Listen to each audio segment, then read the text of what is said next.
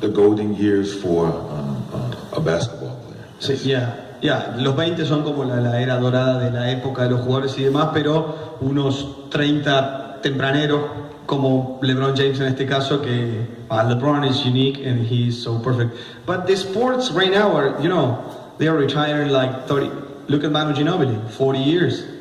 Vince Carter, they're playing a high level with intensity, of course with the age, but they from your era, I don't know, Robert Parrish, for example, to have an example, maybe they 30s, they fit well at this time. Digo que ahora a los 30 estirados, los jugadores están cerca de los 40 jugando a este gran nivel físico también, lo que hablábamos antes con los tenistas.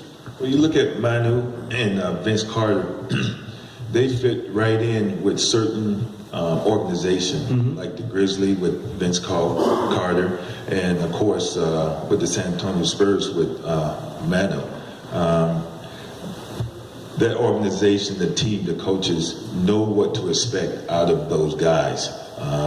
They know Manu's going to come off the bench and give it his best for 19, 20 minutes. And depends on if he's shooting the ball well that night. But you have to be in the right organization once you get past 35. De que está bueno estar en una buena organización como está Ginobili con San Antonio sobre todo, en este caso en los últimos años Vince Carter con Memphis, eso los ayuda mucho a que tengan unos minutos de calidad y que depende cómo tiren la bola ese día puedan jugar más o menos entre 19 y 20 minutos, que es la realidad de Ginobili hoy, ¿no? So we are in Argentina, we've talked about Chapo, for example, and we'll talk about a few more words about Manu Ginobili, please. How do you see him? Did you expect his career? ¿Cómo ha visto a Manu Ginobili? ¿Qué esperaba de su carrera cuando apenas lo vio y demás? Well, you didn't know much about Manu when you first got into the NBA. No se sabía mucho antes. But it just shows you when you have a love for the game and you're passionate about your profession. It goes to show when you have those things and you don't take anything for granted. As I feel that Manu never did, and he bust his butt out there, and the rest is history. Manu nunca tomó nada, lo tomó como la ligera, nunca dio nada por sentado, le gusta su pasión y su profesionalismo y cree que ha llegado hasta acá por eso. Talking about specifically basketball areas about Manu, without the passion, without the professionalism, which one do you like most? The mind, the reading the pick and roll, playing defense, stealing the ball, shooting. Which area do you like most about Manu? Acerca del juego de Manu, ¿qué es lo que más le gusta? Tirar, cuando lo ve asistir, robar un balón, jugar defensa. Well, we're speaking of Manu, correct? Yep. I love the way he gets to the basket. La manera en la que ataca el canasto. When he goes on attack mode, no one can stand in front of him. I love that about him. If he makes his mind up, if he tells himself, I'm going to get to the hoop, he's going to get there. Even if he had to knock someone over, he will get there. Dice que le gusta la manera y la determinación que Manu ha tenido para atacar la canasta y para decir si lo quiere hacer y está en una noche espectacular, no hay manera de pararlo. J.J. Redick said, un gran jugador que estaba en Clippers y en Filadelfia, about a Harden. He said, there was a Harden before Harden, and that man was Manu Ginobili. Hubo un Harden antes de conocer a este Harden y ese fue Manu Ginobili, who's 40 right now. So, are you agree? ¿Está de acuerdo? I agree to a certain point.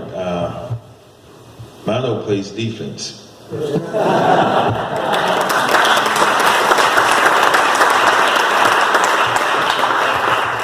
But James puts you the red carpet to go to the rim, you know. Sí, y Harden, bueno, te la deja pasar un poquito. Phil Jackson is the best coach of basketball. A lot of people will argue. ¿Phil Jackson es el mejor? Te pregunto. You know, some would say Pat Riley, some would say the late great Red Auerbach, but in my I say Popovich. I say Phil Jackson, from the standpoint of he wasn't just a coach. No era solo un coach de básquet. He was more a mentor. When you can get the egos that we had in Chicago, I mean the ego of MJ, Scotty, Horace, even Bill Cartwright, John Paxson. We all had egos to a certain degree, but he made sure that those egos was checked at the door. Yeah. Because we had one goal, one common goal, and that's to win championship. Dice que no solo es para él el mejor entrenador de todos los tiempos Phil Jackson por lo que era como entrenador de básquetbol, sino que era un mentor, era alguien que se aseguraba de que los egos de cada uno quedaran afuera de la puerta del vestuario y de la cancha, porque ahí había un solo objetivo a cumplir, que era ganar, y así pudo manejarlos y demás. But at the beginning, it wasn't so easy when Phil arrives. Al principio no fue tan fácil.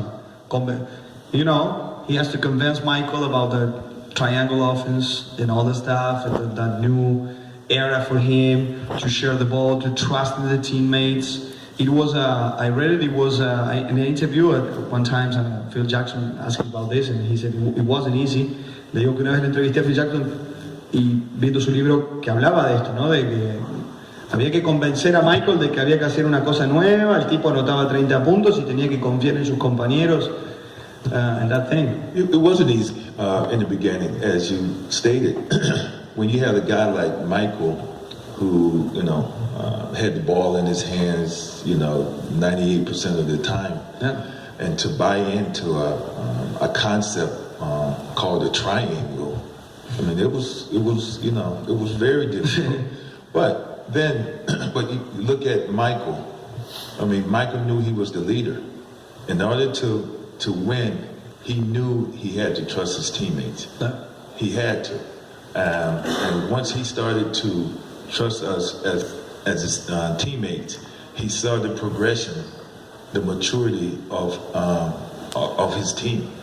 And once he did that, realized that he needed us a little bit, we started winning championships. Bueno, empezamos a ganar cuando Michael se dio cuenta que de verdad tenía que confiar más en ellos, en sus compañeros. Cuando se dio cuenta, hizo su proceso. Un jugador que tenía la bola en su poder casi el 100% de las veces. Phil Jackson fue quien lo convenció de empezar ese nuevo camino, y mira dónde terminó, ¿no? Just a little bit about Scotty. Scotty, people like your brother in life. Es como un hermano de la vida. That's my brother. That's your brother. Yeah, we speak every week. You grew up together in the Bulls. Yes, we. Muy jóvenes en los Bulls. Se hablan a diario, cada semana, perdón. Yes, that's my man. What Scotty has as a friend, not as a basketball player, as a friend, as a teammate, that you value most? ¿Qué es lo que destaca como amigo que tiene Pippen, o como un buen compañero en un equipo? I value just the friendship that we have. It started back in 1987 when we were drafted by the Bulls, and whenever he has any type of problem, I'm there, and likewise. We cried on each other's shoulders many nights in Chicago as rookies when we felt that Michael was too rough on us. Cuando Michael se ponía duro con ellos en Chicago, ellos siendo de la misma camada del 87, ahí espalda con espalda como hermanos, pasaron por muchas. You don't like to live in Chicago? To stay in Chicago living? You didn't think about it? ¿No pensó quedarse viviendo en Chicago? Or? I thought about it. Too cold? Very cold. Chapo knows. So when I went to California, the weather. Yes. You see, this is the life. Yes. When you went to California, this is the life. Yes. Okay, so you're gonna stay here in Argentina. drinking something, eating something, and what else? There is something that, you know, you say, this is my new goal. Are you preparing something for your life that I don't know, how are you with the goals, but I assume you have your focus on some things. If not, you weren't being the guy like you were as a professional. Okay, supongo tiene algún foco de algo que quiere hacer, algún objetivo en la vida, porque si no, no hubiese sido tan tremendo jugador como fue y tan determinante. Well, I'm focused on a little golf. Golf? But my main focus right now is to keep doing what I'm doing with the NBA as an ambassador. But the goal is to someday be the president of a NBA franchise and make decisions like that. Yeah, that's. Mira, donde hablando de una cosa así como de ego, primero que le gusta ser embajador de la NBA y viajar por el mundo, pero si hablamos de una cosa así de ego y bien obviamente personal, le gustaría ser the owner, el dueño de una franquicia o the president. Well, if I had the money of LeBron James, it would be an owner, but I'd sell for president. Si tuviera el dinero de LeBron James, probablemente podría ser el dueño de una franquicia. If not, like Phil Jackson did in New York, como hizo Phil Jackson in New York, that would be good. Well, I mean, not about the job. I mean the charge. In charge like that, and hopefully, if I do get a job like that, hopefully I do a little better than. Okay, a little better than Phil. Did you talk with him? Yes, we spoke. ¿Hablaron? Yeah, we spoken a lot, but I just keep it there. That was a hard one to get the Knicks back with the team that he has. It was a very trying. Digo que era una parada difícil la de Phil Jackson en New York por un montón de motivos. It was very trying and a very difficult few years in New York. Y sí, unos años difíciles. So, you have to pick one team to be the president of that franchise. Which one would be? Hay que elegir un equipo. Ahora, él quiere ser presidente de una franquicia. Le digo que elija un equipo. Viste, Chapo, que las preguntas así no fueron solo para vos, ni para Julio Lamas. También para vos. I would, of course, I mean, you talk about some of the most historic franchises is the Knicks, Lakers, Bulls. I guess beggars can't be choosers.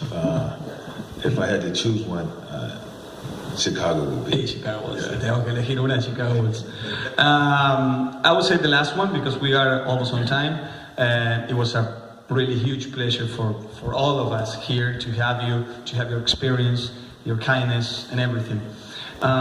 So thank you very much. But the last thing, what would you say to a little boy who wants to play basketball? ¿Qué le diría a un niño que quiere jugar básquetbol? Y ya le he agradecido a nombre de todos nosotros por esta hermosa charla que hemos tenido hoy. What would you say? I would say to that